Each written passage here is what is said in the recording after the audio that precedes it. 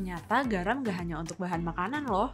Garam juga digunakan untuk kebutuhan industri seperti kebutuhan farmasi, kosmetik, tekstil, dan sebagainya. Sayangnya, hasil produksi garam kita belum cukup untuk penuhi kebutuhan rumah tangga dan industri se-Indonesia.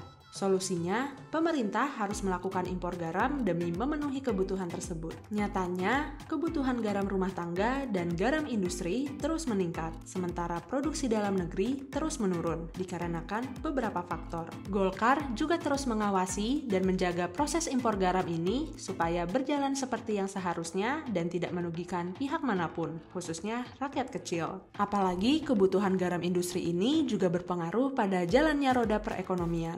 Kemenperin menyebutkan kebutuhan garam nasional tahun 2022 sebesar 4,5 juta ton, yang terdiri atas kebutuhan industri pengolahan sebesar 3,7 juta ton dan konsumsi 800.000 ton. Sedangkan produksi garam nasional tahun 2022 saja berkisar 859.024 ton. Sejauh ini, pengembangan industri garam sudah diusahakan melalui program pengembangan garam industri terintegrasi dalam proyek strategis nasional. Namun, faktor kualitas, luas lahan terbatas, dan faktor cuaca menyebabkan belum juga terpenuhinya kebutuhan garam dalam negeri, terutama garam industri. Menurut hasil riset Litbang Kementerian Kelautan dan Perikanan, beberapa tahun terakhir berlangsung curah hujan tinggi yang mempengaruhi ketersediaan garam.